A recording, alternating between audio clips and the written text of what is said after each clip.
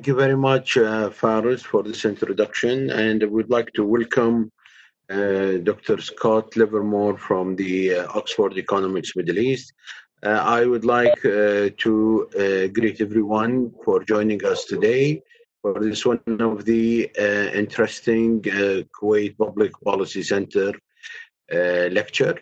I would like to keep all the comments to the end, and I would like to invite Mr. Scott to start lecturing us on the impact of the coronavirus on the outlook at the global level and to the GCC in specific. Thank you very much. Over to you. Okay, thank you. And first of all, thank you to His Excellency Dr. Khalid for the kind introductions, and also to Farid. It's a pleasure to be here speaking to you on one of these KPPC lectures. It's my first time addressing you, hopefully the first of many, and in the future we'll be able to have in-person presentations as the COVID situation improves. What I'd like to talk to you about today is three main things. Firstly, what do we know about the depth of the downturn? I think we are past the worst of the crisis from an economic perspective, but there's still lack of clarity as to exactly how hard it's hit almost every country in the world. Secondly, as I say, we are past the worst and we now need to look forward.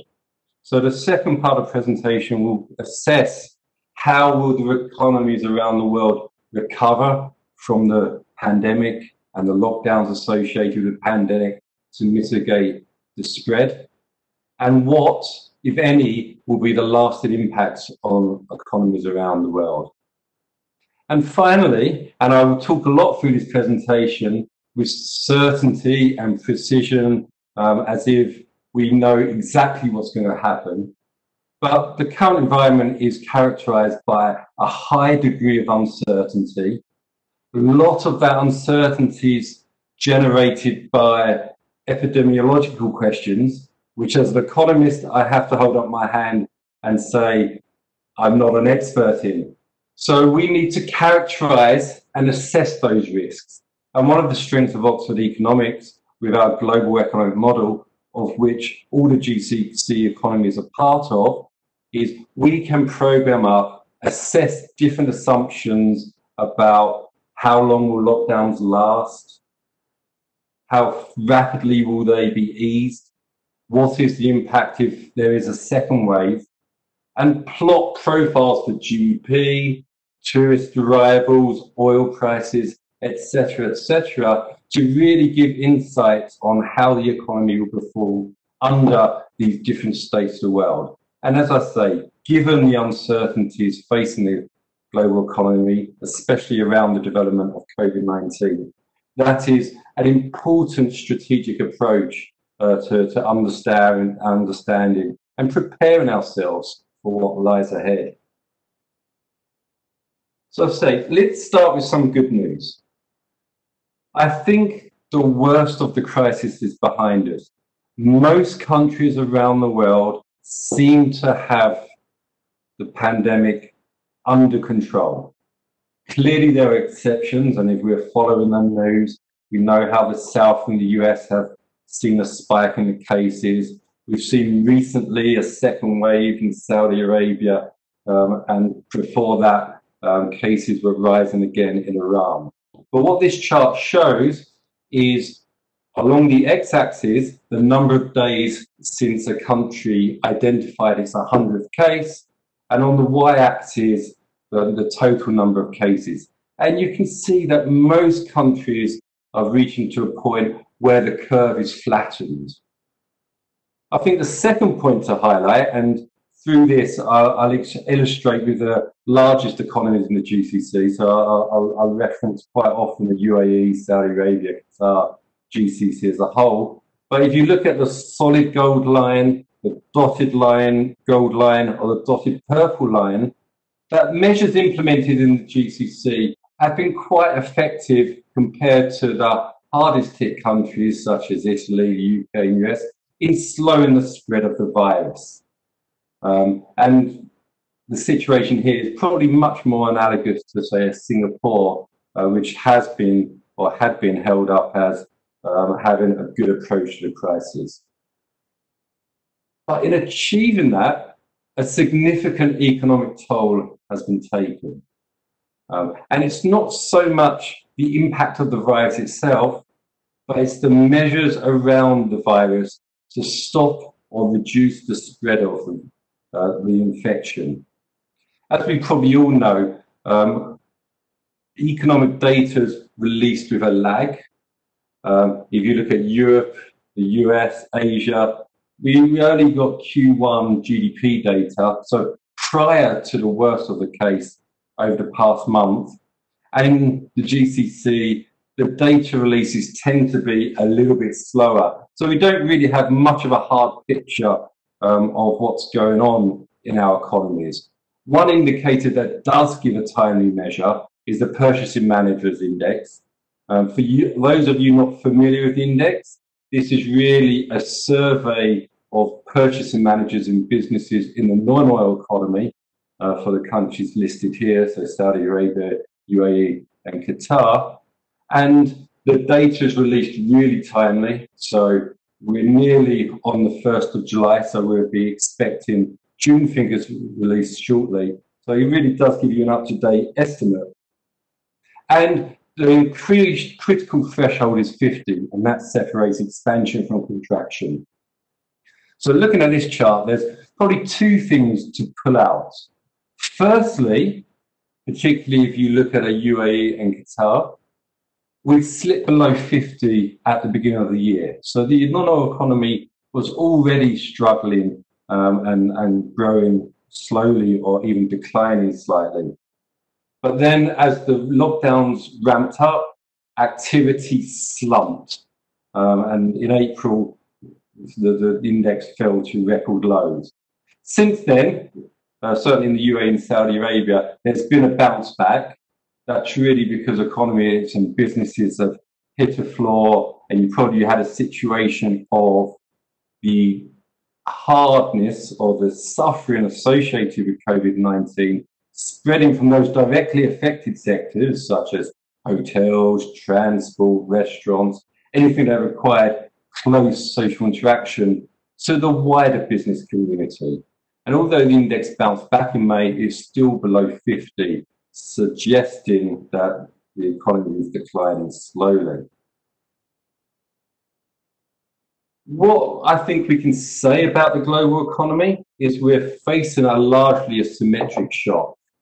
Countries have different rates of infection and hit at different times, but almost every country in the world is being hit by lockdowns in order to prevent the spread of COVID-19. And although we don't have the data for the GCC, we do have a wide range of data from a number of countries around the world. And what this chart shows is on the x-axis, a measure of the stringency of the lockdown. And this is sourced from the Blavatnik School at Oxford University, where they kind of rank measures and restrictions implemented in every country of the world and give you a score out of 100, where 100 is almost complete shutdown. And the y-axis is the quarter-on-quarter growth seen in Q1.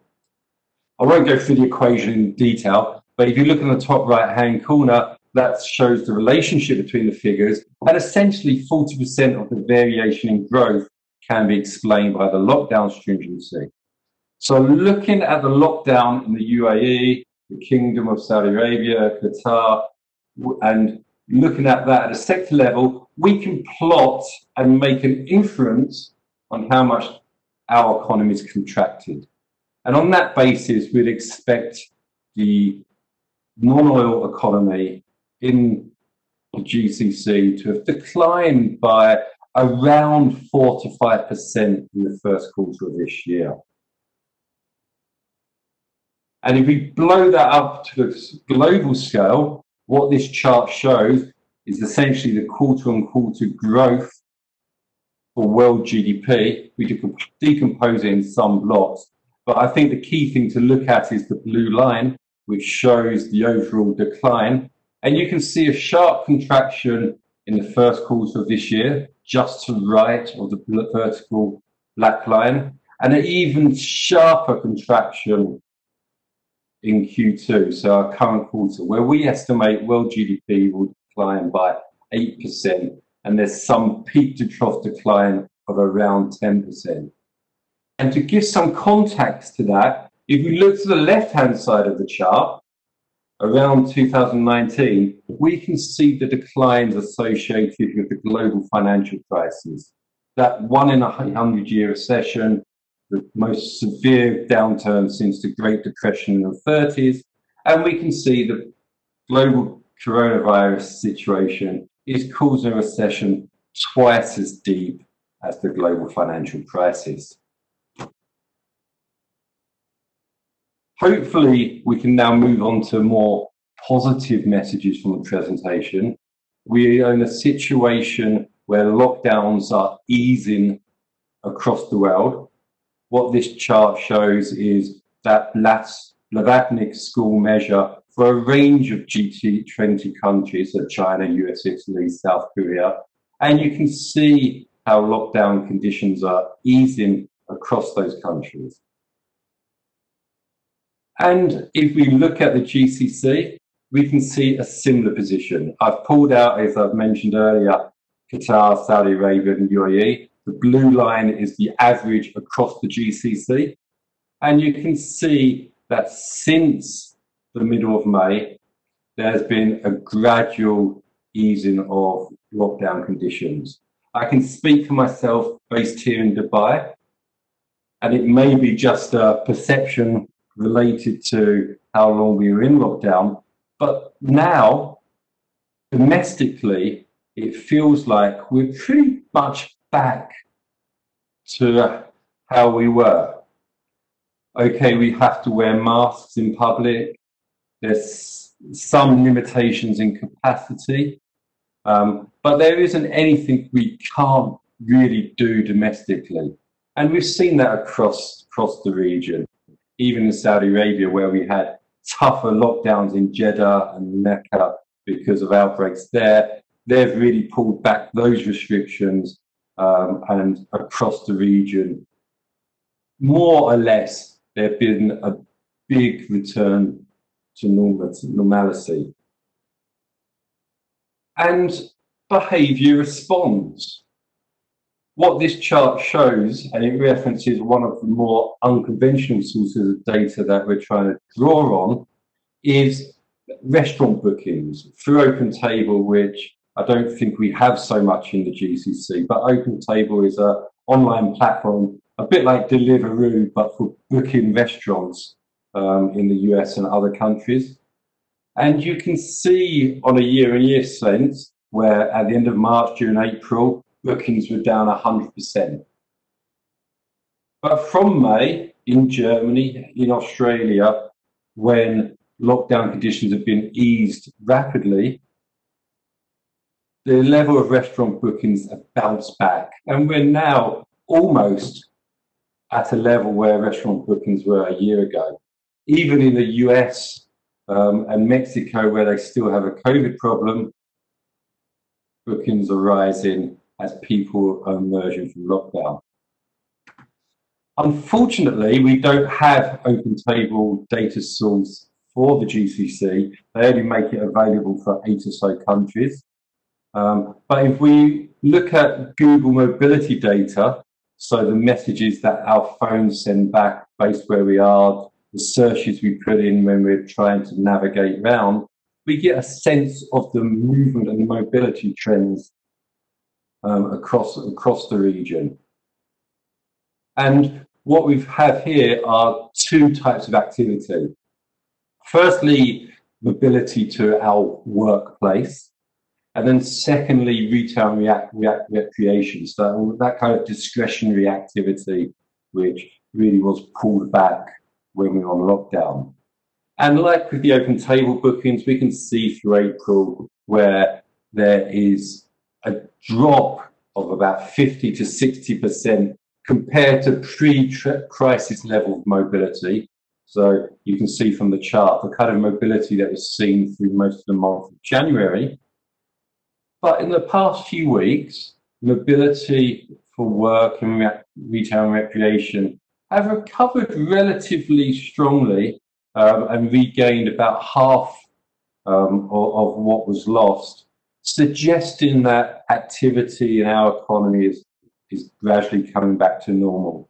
And that would be an important boost for sectors such as retail, restaurants, and other aspects of the service economy. However, not everything will recover so quickly. I think it's probably fair to say that international travel will be one of the last activities to recover. What this chart shows, and it's from our sister organisation, Tourism Economics, is for the year as a whole, departures from each of these key countries. And firstly, if we go down the list of the countries, there's a number of major European countries, Asian countries, Russian, US, important origin markets for the tourism sector across the GCC. And what we can see is we're seeing, for the year as a whole, expected declines in the region of 50 to 60%. So that will continue to hit the economies hard.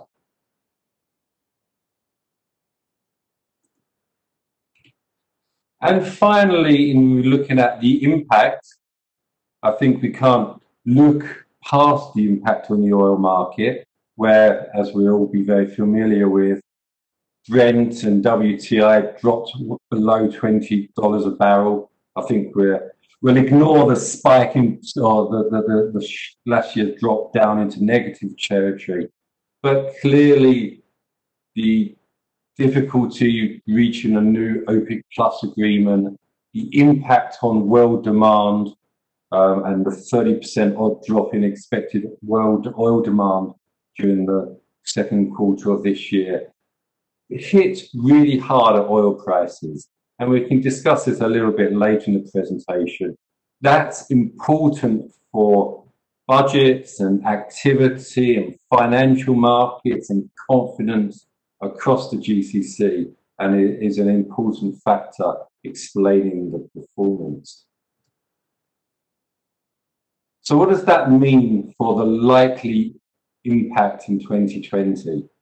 What this chart shows is two things. Firstly, what we are focused in for non-oil growth in 2020 in January, i.e. our pre-coronavirus forecast, where across the board we're relatively positive, expecting 2 to 3% growth, compared to the red bars, which are our latest forecast. And there will be variations across the GCC based on exposure to vulnerable sectors such as tourism, hotel, dependence on retail, construction, fiscal positions, so how an economy has had to respond to the drop in oil revenues. But across the board, and you can see this from our examples of Qatar, Saudi, and UAE, we're looking at a 6 to 8% decline in non-oil GDP for 2020 as a whole, with most of that decline in the first half of this year. So that, in many ways, is what's happened and where we're at. And each and every one of us on this webinar can probably understand and emphasize how the economic impact is severe and has been felt by almost each and every one of us. But the key question is, where now? How fast will we recover? What of the plethora of alphabet scenarios are we likely to be in? Will the impact be short, or will there be legacy impacts going forward? And they're hard questions to answer at the moment, and it depends on a number of factors. Firstly, as we say, you can take your horse to water, but you can't make it drink. So we can open up retail, we can open up restaurants, we can open up hotels, etc., etc., etc. But we can't make people use it until they're ready. What this chart shows is a survey from the UK at the end of April about individuals' perception of doing various activities post-lockdown. So at the very top, most people would be comfortable meeting friends and family outside the household, especially if you have a good sense of whether they're being sensible and following restrictions and precautions. On the whole, people would be prepared to go to supermarkets. They tend to be well organized and well structured. But at the other extreme, will we mix with strangers and go to bars or restaurants? Would we use public transport where thousands of people are on there touching, coughing, sneezing? Will we be up close and personal going to public events and gatherings?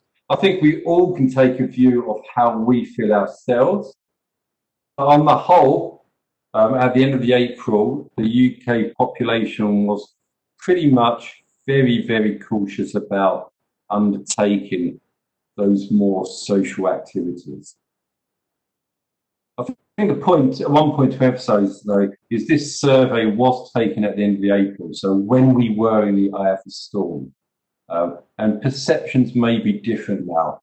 My wife, a few weeks ago, before we opened up in Dubai, would say, I think we'll give it a couple of weeks. Let's see how it goes before we go ourselves. But if I'm honest, once lockdown had eased, and last week when the latest restrictions were eased, so children under 12 could go to shopping malls, etc., we were in the car and we went. So perceptions can change quite quickly. And that's what this chart shows. This is taken from SARS, so the outbreak in the early 2000s. And really what it shows is, on the x-axis, the perceived chance of infection. So how likely people think it is they're going to be infected by, in this case, SARS. And on the y-axis, the number of reported new cases each day. And if you follow the red dots along, as the number of cases increased, as it was in the papers and coverage, water war, etc., etc., people's perceived risk climbed steadily. And you can see the journey along to the right-hand side with 15% perceived risk of infection. But then, as the outbreak became under control, the number of cases each day declined, so did people's perceived risk of infection, and therefore their willingness to go out and socialise and mix. And I don't have a chart to hand, but there is one I've seen where, for Germany, there is a similar survey over time, which is plotted against the perceived risk of infection. And the perceived risk really does closely track the path of the chart that new cases each day follow. So there is a good chance that activity could return to normal quite quickly.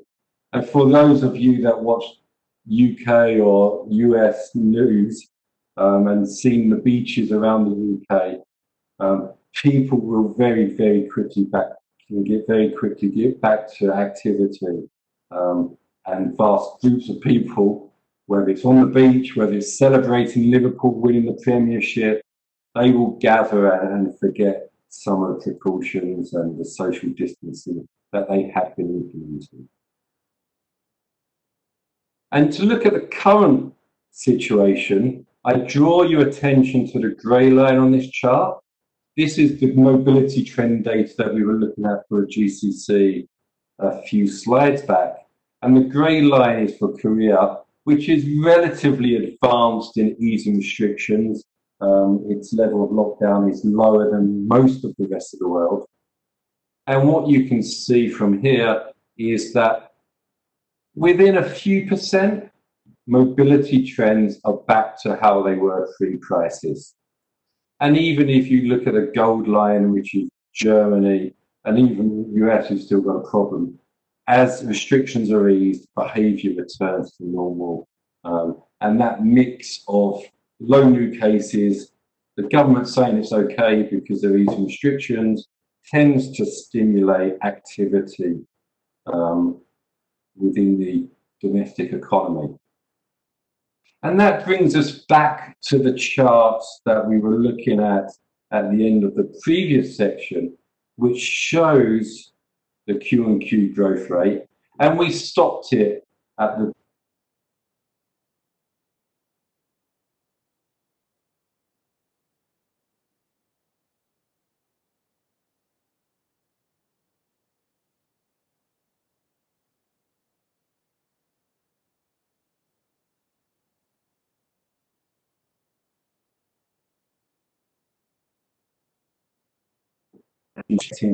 for the coming year as we bounce back from the depth of the recession associated with COVID-19.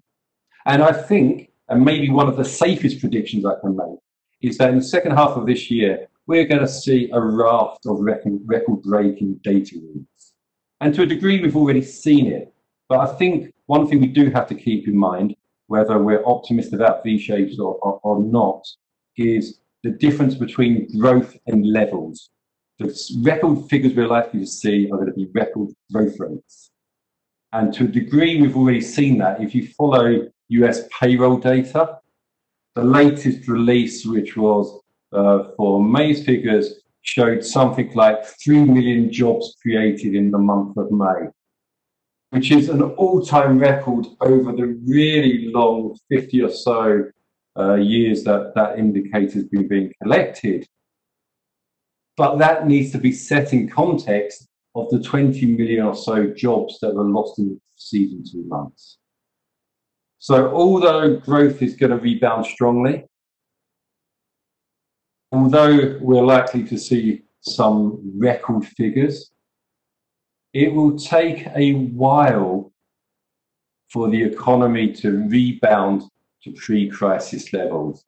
And in most of our forecasts across the world, most economies don't return to pre-crisis levels, so 2019 Q4 levels, until the end of 2021, early 2022. So there is likely to be an extended period of lost output. And I think there are reasons to worry and question whether the recovery in the GCC will be slower than the rest of the world. And I say that, and what we've tried to do is a heat map which weights together different factors which explain the readiness.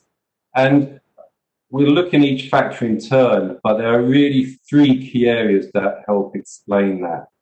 Firstly, the type of policy support and how they stack up and compare to the rest of the world. The share of hospitality and tourism, that is going to be the last sector to recover and the longest. And the dependence on an expat population, and that could lead to a significant reduction in populations, which potentially weighs on the recovery in purely a GDP growth sense. So firstly, we look at tourism. Across the GCC, the total impact or total activity supported in the non-oil sector, including direct impacts and jobs supported in supply chain with few induced effects, is typically around 10 to 15%, so an important pillar of the non-oil economy. What this chart shows, and we stack it out, is passenger arrivals at a global level, so really total number of passenger travels at a global level, decomposed into short-haul, mid-haul and long-haul flights. Firstly, if you look at the top of the line, we don't expect flights to get back to 2019 levels until 2024, so a really extended recovery. Secondly, a lot of that recovery will be driven by short-haul travel. I think if we were ordering how the the travel sector will recover from the virus pandemic, firstly, it will be domestic flights, domestic travel. Secondly, it will be short haul, so within Europe or within GCC countries, within Asia, etc. And then finally, it will be that mid to long haul travel. And unfortunately, for some sectors such as UAE and Dubai in particular, it's that mid to long haul sector that is critical for determining the tourist numbers, tourist spend, tourist activity. And that is that sector of the market that will take longest to recover. And to give a sense of how much the economy or the tourism sector needs to recover, what we have here is data on hotel occupancy rates for Europe, US and UAE. The solid lines show us occupancy in 2019, so what's more normal occupancy levels, and the dashed lines show occupancy this year. I think it's striking how much occupancy rates have dropped. So if you look at the UAE, instead of being 85%, they're around 35%. And despite the easings through May, the recovery in the occupancy rate has been relatively slow, and we expect it to continue to be slow. There will be some boost from staycations. I myself are going for my third weekend away next weekend to Ras Al Khaimah. So people that are local are taking advantage. But the big driver of occupancy is international travel. And although borders are gradually opening up, I don't think we'll have a situation where people as a whole will be keen to travel. I don't think travel will be a particularly pleasant experience, and those factors are likely to really weigh on the bounce back. And to give you a sense of the size of the decline, and we're using the UAE here now, but I think a similar profile can be replicated for Saudi Arabia, Qatar, practically every country within the GCC, is we're likely to see tourist arrivals plummet some 50% this year. We're likely to see a strong rebound and see 50% growth next year. But just to put that in context, if we start from 100, you drop to 50%, which is 50, and then you see 50% growth, that only takes you back to 75. So even with the strong growth we see in 2021, even with the stimulation from what is now Expo 2021, it will take time for tourism to come back to pre-crisis trends, and it will be a lagging sector. The second aspect, which could be a drag on the GCC's recovery, is associated to the dependence on the expat population. We can see in the UAE and Qatar, which are the most dependent countries, it's around 90%. In Saudi Arabia, just over 30%, and averages across the GCC around 50%. But across the board, there is a significant expat population. And the expat population is very much a crucial part of employment in those most vulnerable sectors. On the right-hand side, you see the breakdown of total employment in the UAE by sector, further subdivided between Emirati and expat. And if you look at retail, hotels and transport, hotels and restaurants, I'm sorry, transportation, social aspects, by far the overwhelming dependency of workforce or composition of the workforce is the expat population and expat workers. And I think that breakdown could be replicated across most GCC countries, and clearly the bars will vary depending on the overall total dependence of expat population. But similar inferences can be made. If job losses are focused on hotels and restaurants, transportation, retail, construction even, then they're going to fall most heavily on the expat population. And typically, when there's an expatriate worker loses a job, the expectation both from that part of the worker, but also on part of the host country, is that worker returns to their origin country. And clearly, that's been difficult at this current time, and across the GCC, there have been reforms and accommodations for the fact that it's difficult to travel. So we haven't seen an exodus of expats as yet, but it's likely that there will be a significant flow now as flights are starting and over the coming months.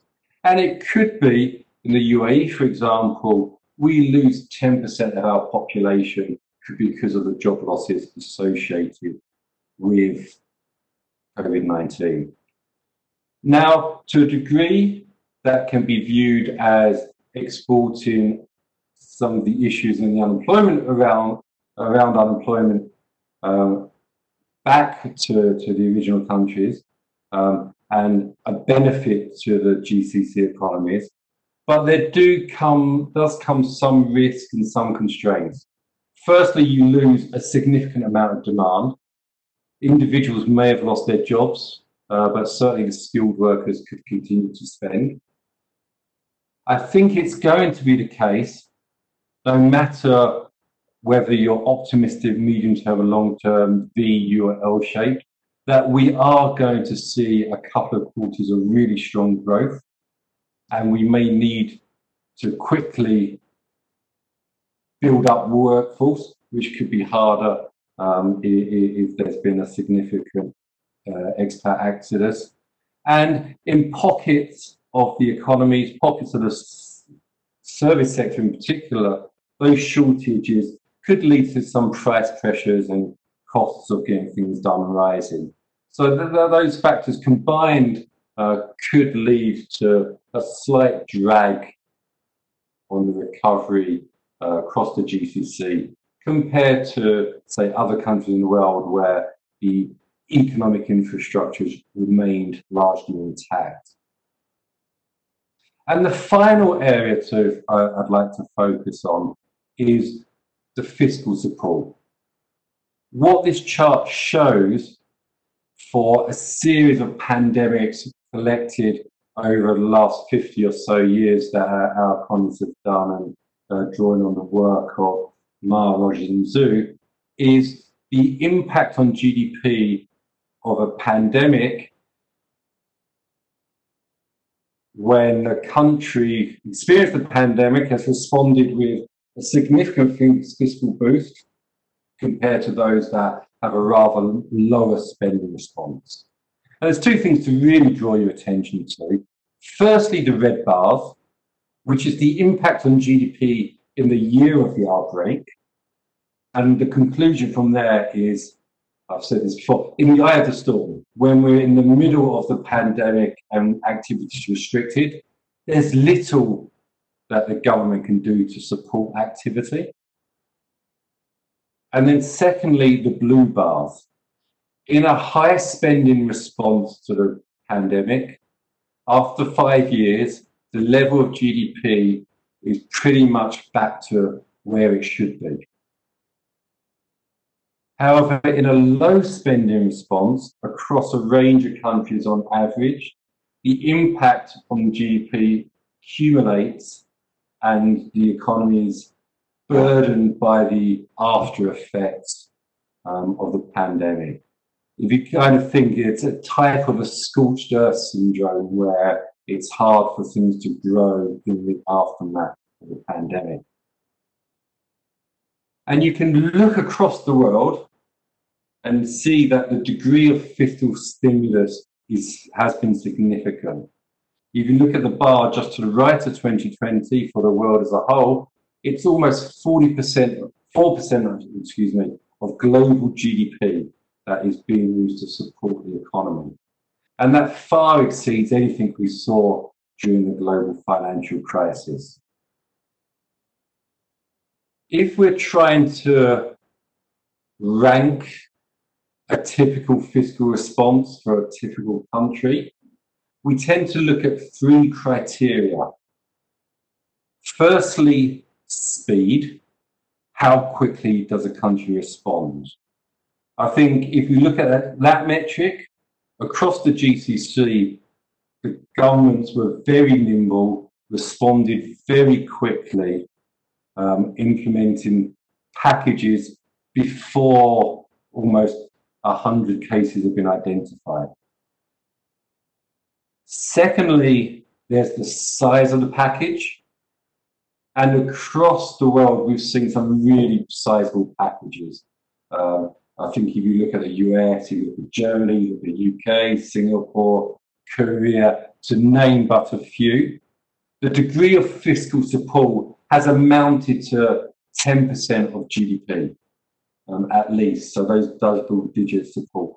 Where if we look at the direct fiscal support within the GCC, it's been of an order of magnitude smaller.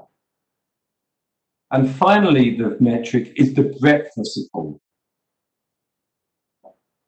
And they tend to be three pillars there of the breadth of support. Firstly, easing balance sheet pressures for corporates within the country. So that could be cutting service charges, reducing interest payments, increasing access to credit by SMEs and businesses. All these measures designed to help businesses cope with the shortfall or complete cessation of revenues for a period.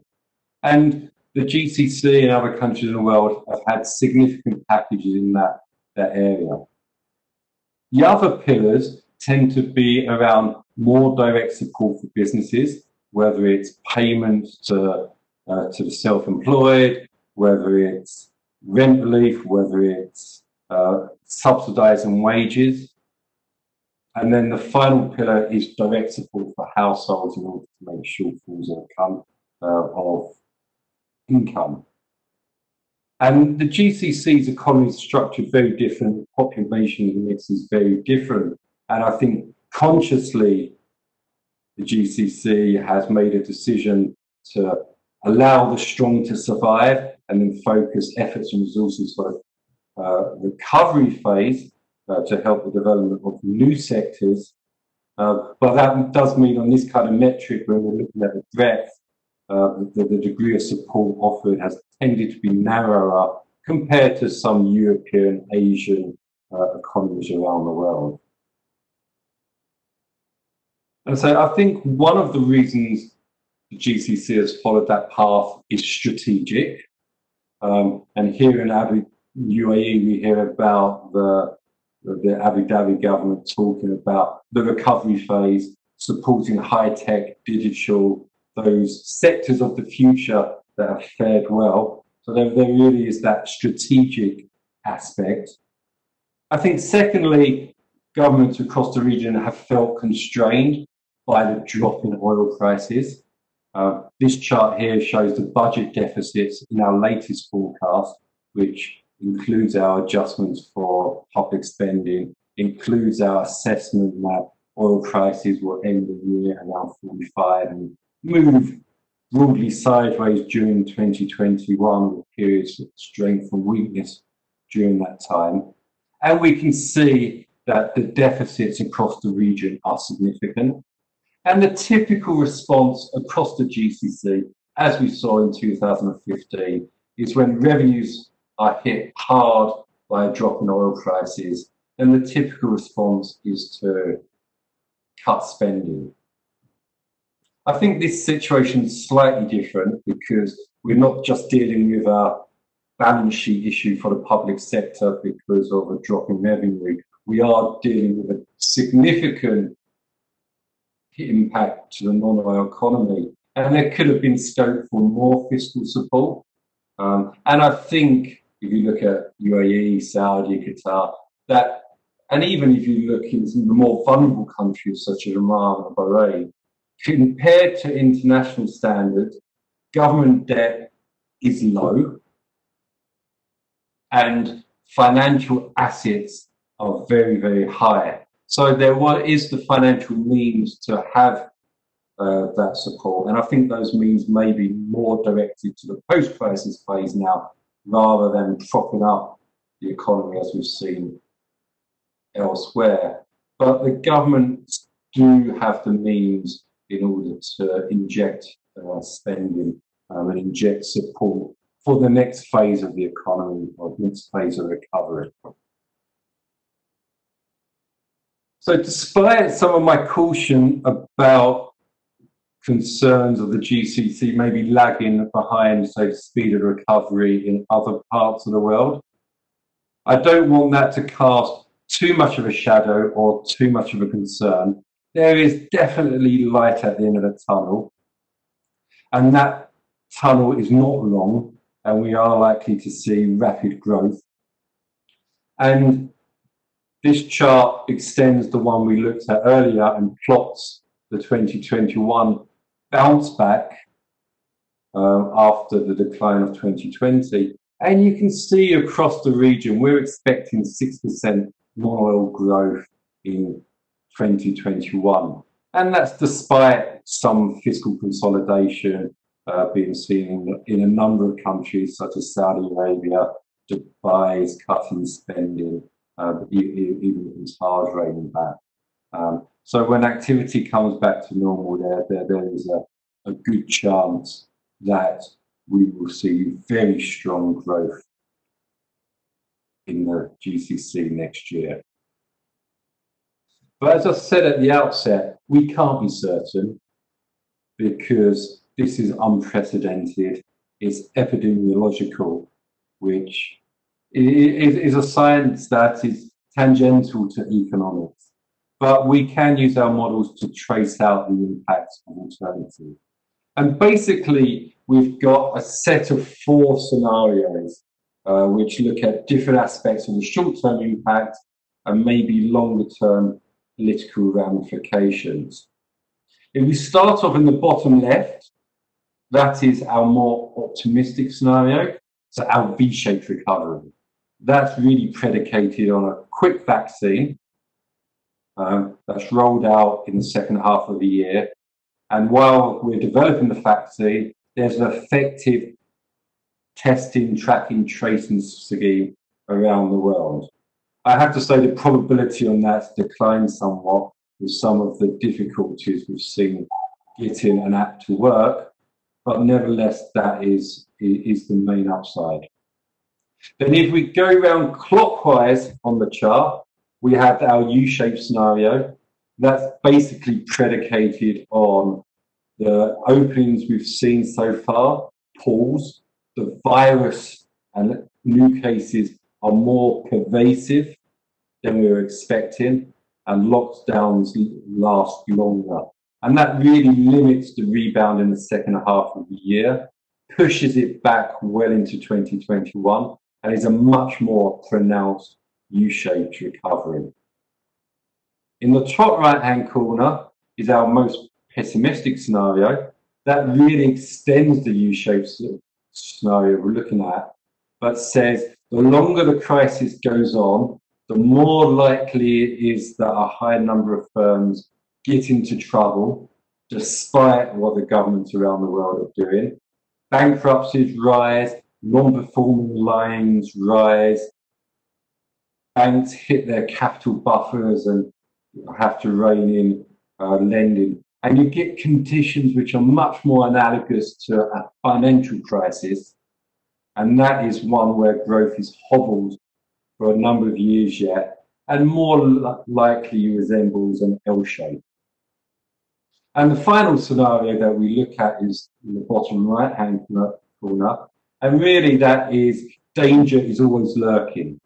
So even if we do see a rapid pulling back of lockdown conditions, strong growth in Q2, almost normality for everyday life.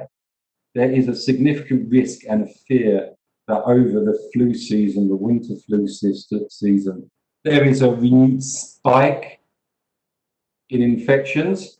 And what that means is we essentially see the replay of the last 3 months and we slide back into a deep recession. What this chart does now is looks at the level of GDP and shows the impact of all the scenarios. The red line is our pre-coronavirus baseline. The blue line is our current baseline, so a sharp downturn, a rapid recovery, but we never get back to our pre-coronavirus levels, so some activity is permanently lost, about 3 to 4% of GDP. And then the grey line is the range of uncertainty. And even after 5 years, the impact on the economy could amount to a 10% difference in GDP, depending on what state of the world we fall into. And I guess the final point to highlight on this slide is that the risks are very much skewed to the downside. And how do we translate that into some impacts for the GCC? Firstly, the oil price outlook will be very different under each of these scenarios. The red line is our baseline, so a gradual increase through $40, $45, $50 a barrel over the next few years. And you can see the cluster of scenarios of oil prices below, where the oil price can quite easily drop below $30 a barrel for 2021 as a whole in the deep recession by a financial crisis. Even in the W, which is the gold, it drops to similar levels. And that is despite further cuts by OPEC Plus. As an example, in these scenarios, Saudi Arabia cuts its quota by another 0.5 to 1 million barrels a day. But the demand impact is so pronounced that is not enough to prop up oil prices in our baseline forecast. And as we've seen, this oil price profile is likely to play back into fiscal policy, be it spending cuts or a new range of taxations. The other second aspect is what it means for the tourism sector. What this chart shows is global passengers under the range of scenarios. So the dark blue line is our baseline. If you go out to 2025, there's still that 9–10% range of uncertainty because passengers and GDP tend to be closely related over time. But if you look in 2021, then the range is huge. Instead, you could have either 300 million passengers or 300 to 400 passengers in 2021, as opposed to 1 billion in the upside. So that range is vast. And as we said at the outset earlier, the GCC is very dependent on tourism, so the impact on the economy could be pronounced. And just to give you some context for GCC, if you focus on the dotted gold line, which is that downside scenario, despite Expo 2021, and even in this crisis, you'd be concerned about whether Expo 2021 is pushed back again if restrictions continue, then arrivals in the UAE will be barely above 5 million instead of rising back to nearly 20 million. And that creates a huge range of uncertainty for GDP growth across the GCC.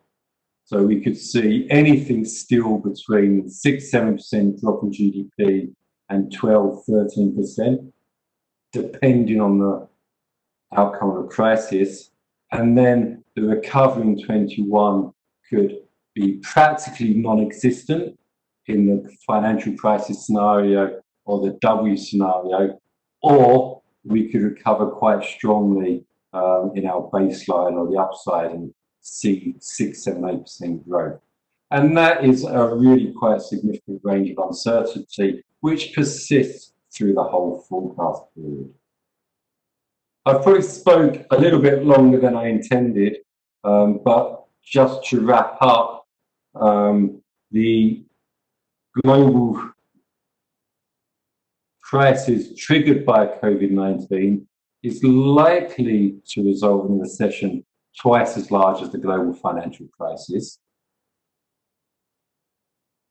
The worst of it's behind us, and we remain optimistic that we are about to embark on a period of strong growth, even though there will be a longer lasting impact over the medium term. But the risks are very much skewed towards the downside, be that the current outbreak being longer, more pervasive, tougher to quell than we're expecting at the moment, or even if we do quell the current outbreak, we slip back into a second wave. And in that situation, we will push the economy back and increase the likelihood of a longer term impact. I think it's fair to say that the duration of the crisis is a key determinant of the medium term impact.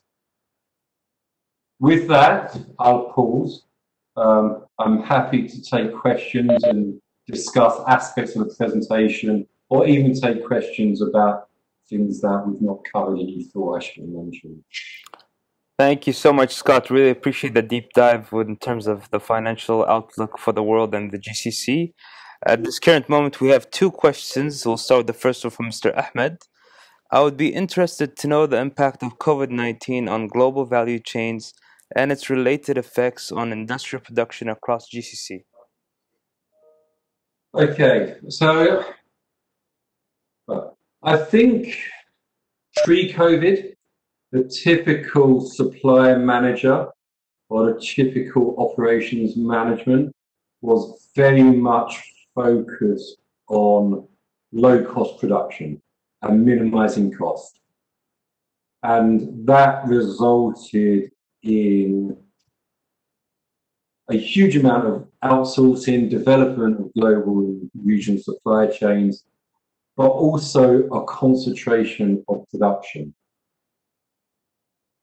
And clearly we saw that that was a problem, and even in the early stage of the crisis. If you look at, I think it was Hyundai and Peugeot Chrysler, in the early stages of the crisis, so before it really became anything more than a Chinese crisis, they had to stop production of cars because they were missing a small electrical component from China. The value of that component was probably under 2% of the car, but because they didn't have adequate stocks, they didn't have alternative suppliers, that one little piece of the jigsaw meant production ceased.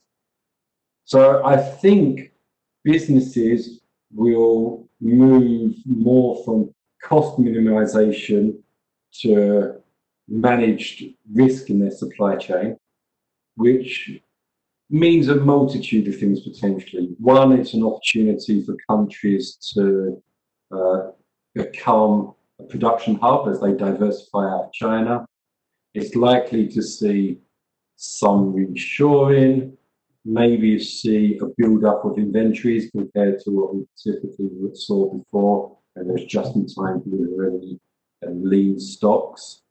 And all those factors are going to impact upon the way businesses operate. I think governments will also have a role.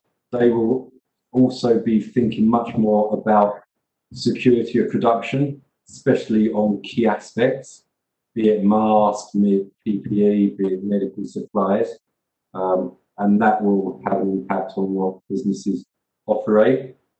And I think finally the government will also, as it takes increased ownership and involvement in a large number of countries, see a gradual shift away from businesses being run for shareholder value to businesses more being run for stakeholder value. And that's where ESGs and that will become much more important on how businesses are run. So those shifts around will spend challenges and opportunities across the world. I think some of that will play out in the GCC. So there's likely to be some push for development of domestic supplies. I think there may be some opportunities in new high value added sector for the GCC to gain a foothold. It's much less likely to be a substitute for, say, some Chinese production, because that's not the mode it operates in.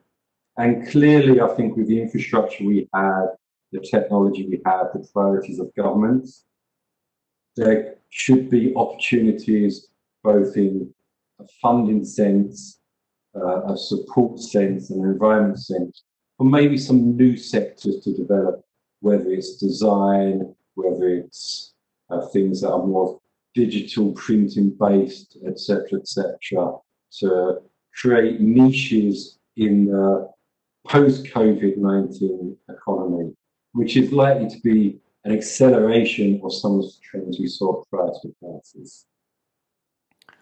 Excellent, Scott. So we have a second question from Dr. Eric Champagne. Thank you, Scott, for your inputs on the current crisis. You have talked a lot about the impact of COVID-19 on tourism, retail, services. Other than the service economy, what types of recovery or stimulus policies could have the best chances to support the economic recovery in the GCC countries and in Kuwait over the next few years? Well, so I think there's lots of similarities across the GCC. So I'll keep my answer fairly general. And I think it's important, firstly, before some specifics, that any reform package, any support package has to be holistic, that addresses some of the micro issues as well as things like funding and directed investments.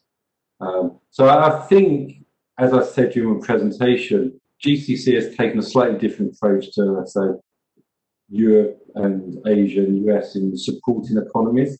And I think their focus is very much about supporting the recovery and the new industries. So I think in order to achieve that, it needs to be, one, strategic and identify the sectors that the GCC or individual GCC countries want to be a player in. Two, having identified that, I think it's much more about understanding what creates the right business environment to allow those sectors to flourish. I've been saying a lot over the last 6 months, Apple, Microsoft, Google, Facebook, Amazon, they were largely created in garages on the west coast of America. That's probably a simplification, but it's the point that big oaks come from small acorns. So it's therefore creating the right kind of infrastructure for the right kind of firms to innovate, have access to finance, be able to access resources, to access market, access labour, and to be able, therefore, to flourish. And the GCC's government job, in my opinion, is to create the right environment rather than create, say, national champions in those sectors. Excellent. So we have another question from Irfan. Due to COVID, there has only been a slowdown because of lockdown situations. Once this goes all away, it will be normal. Why so much of a panic? There is no loss in terms of breakdown like any other disaster or warlike situation. And to be honest, that is the hope. And that is a lot of the reason why we expect to bounce back. And it also explains some of the philosophy behind the European, Asian, US support. Their aim is to keep people in jobs so people don't become separated from their skills and their work programs, to keep businesses in operation so they don't go bankrupt and capital's idle, to stop their balance sheets deteriorating so good firms become unprofitable firms for no fault of their own. And that's a lot of the policy. They're trying to prevent a scorched earth syndrome, where when you have a scorched earth, nothing grows. But with the best will in the world, the crisis is so severe.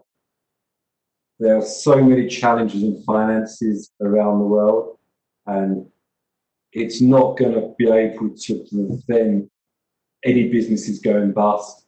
It's not going to prevent businesses and households' balance sheets deteriorating. And when we have these shifts, then there are always victims, and that is likely what is likely to happen over the next couple of years. Like you, I'm hoping that some of the pessimism is overdone because we are in the worst of the crisis. And I hope, and to a degree, expect, if the coronavirus evolves as in our baseline forecast, to see some of the forecasts published by the IMF or the OECD for 2021 to be gradually revised up. But at the moment, there is quite a lot of uncertainty, and I think we all agree there will be casualties, and it will take time for the economy to return to normal. Thank you. And the last two questions from Miriam. Do you see an immediate threat on the GCC currencies? No. Okay. More expansively, I'd say that was a little bit. More expansively, I think the currencies have served the GCC well, and I think we've got the financial means here to defend them. And yeah, in some of the futures markets and things, there's been slight opening ups which suggest increased concern. But that's really insignificant, and it's kind of making mountains out of a molehill. And you'd only see pegs go, in my opinion, if you start to see something that looks like a balance of payments crisis, so like what we saw in Asia in the mid-90s. And I think we're a million miles from there. Okay, last question from Nizamuddin. Thank you for a very insightful presentation, Scott. You have highlighted the relatively muted and narrow fiscal response within the GCC. You have also pointed out how a strong... apologies. I'm getting a lot of questions. You have also pointed out how a strong spending response has helped economies recover faster. Connecting these 2 points, does the GCC, with its limited fiscal response at present, run the risk of delaying the recovery and thus compounding the problem further? So I think it's a risk. It's something I'm concerned about. I think if we're thinking about that chart with the red and the blue bars and comparing low spending response and high spending response, I think we probably have to wait and see where the GCC actually falls. I think in terms of propping up the economy, the governments have clearly made a conscious decision not to, beyond allowing significant monetary support and encouraging banks to provide easier credit, but made a conscious decision not to do significant direct spending. But I think it's probably too early to say that it's not actively supporting the economy, because I think over the coming months, we might see, or are likely to see, more strategic plans focused on the next 6, 12, 24 months that are designed to promote the recovery. And if that's the case, then clearly the governments are going some way to mitigating that risk. Excellent. So we'll take a couple more questions. We still have 10 more minutes. So from Khalid, how the economic situation due to COVID-19 is comparable to the Spanish flu? How is it compared? Yeah. Oh, I think there's clearly similarities, and people draw on it because it's the best example we've got of this happening before.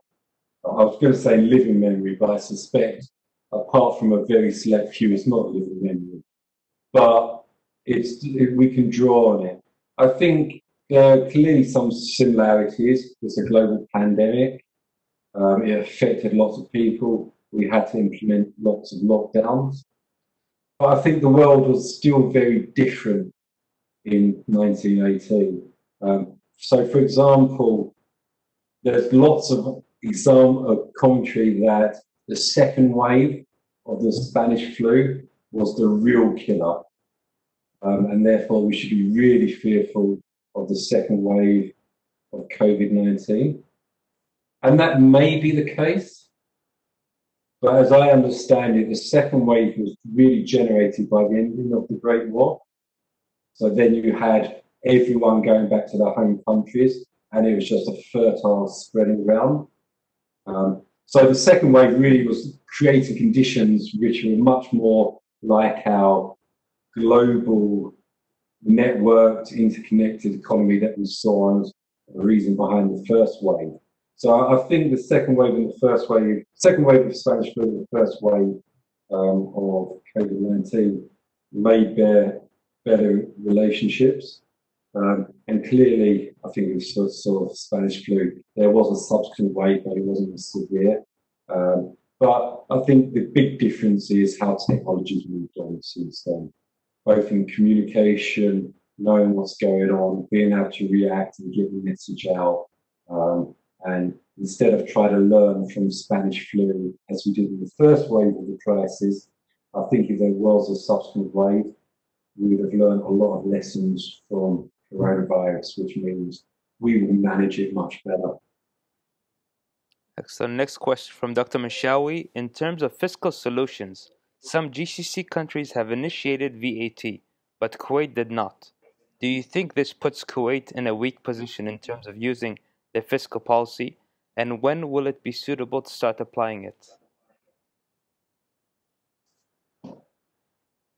Well, I think there's probably several steps to that, and I think maybe if we look at Saudi Arabia as an example, I think implementing VAT is ultimately a good thing in terms of diversifying government revenues away from the oil sector, having a simple tax collection system, which is relatively hard to evade, and falls on the population, depending on their spending.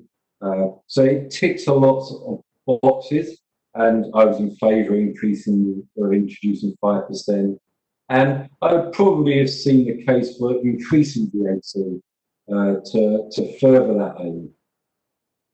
Where with VAT I would have more difficulty with is I don't think you should be implementing contractionary fiscal policy when you're in the middle of the worst crisis in living memory. So I think, from my perspective, increasing VAT to 15% from Wednesday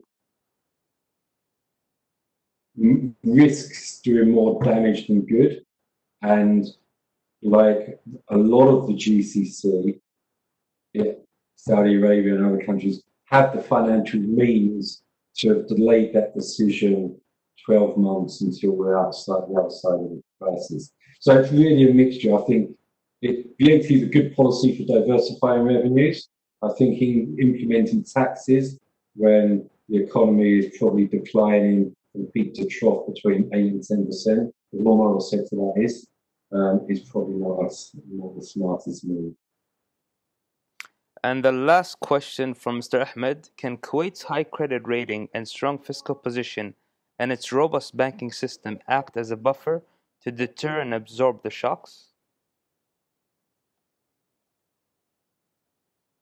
Well, I think we have a situation where there's a lot of sound fundamentals, and I think there's a lot that can be used as a cushion.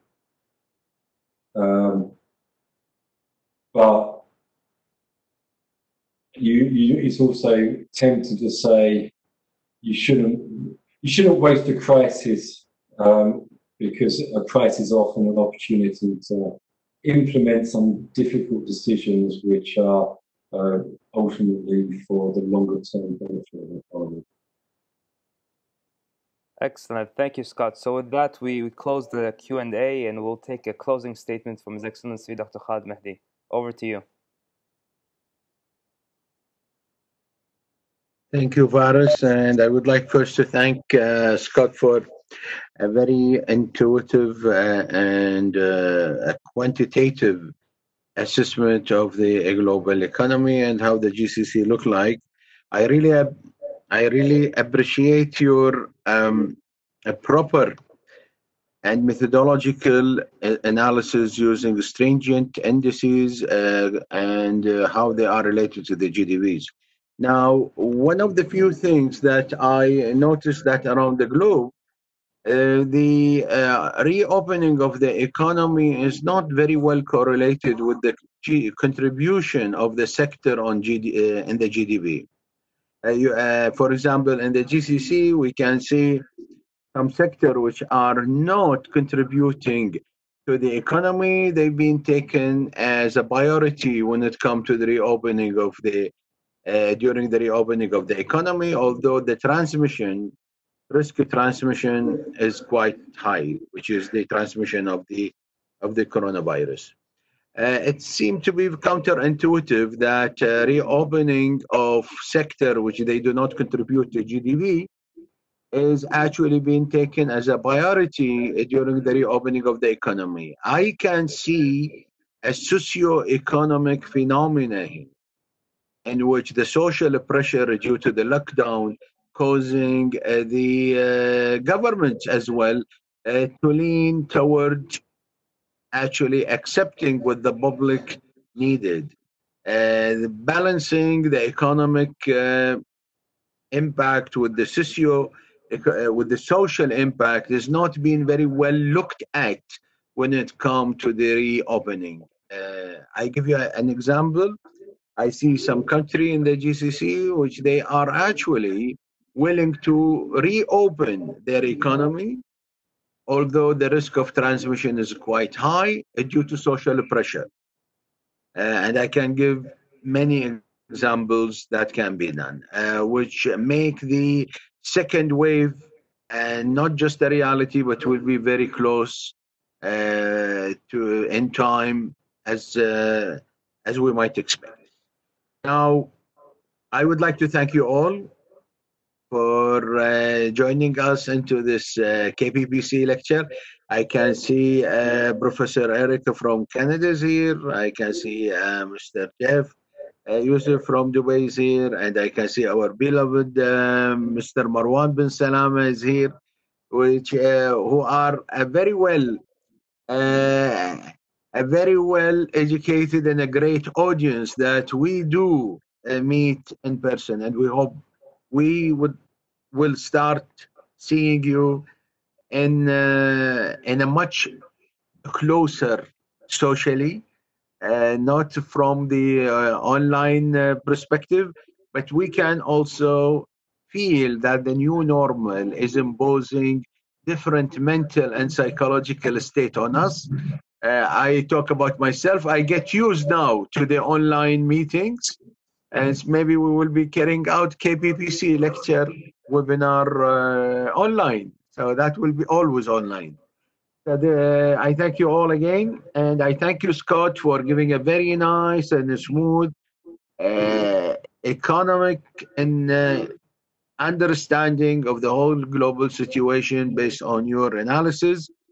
And indeed, you took us in a very nice, slow rhythm that we can absorb the information that you actually were presenting.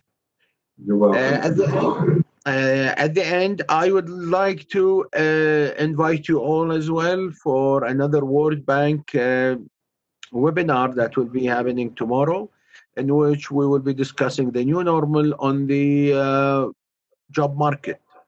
We can see a different outlook for the job market we are expecting due to the COVID-19. And we will hope to see you all joining us in this webinar, and looking forward for the next KPPC lecture. And we have Mr. Ghassan Khoja with us today. Thank you, Ghassan, for joining us from Washington, D.C. Well, we are blessed that we have not just a global outlook on the economy, but we have a global audience as well, which is something that's quite rare to have in our GSCBD premise. So this will be tomorrow with Mr. Ghassan Al Khoja and the World Bank Group to discuss on the labor market and the outlook of the impact of the COVID-19 on the labor market. Thank you all, and over to you, Faris. Great job, Faris, and the group. Thank you. Thank you, Your Excellency. Thank you, Scott. Really appreciate it. Now we're done, and the session's officially closed. Thank you, everyone, and see you next month. Thank you.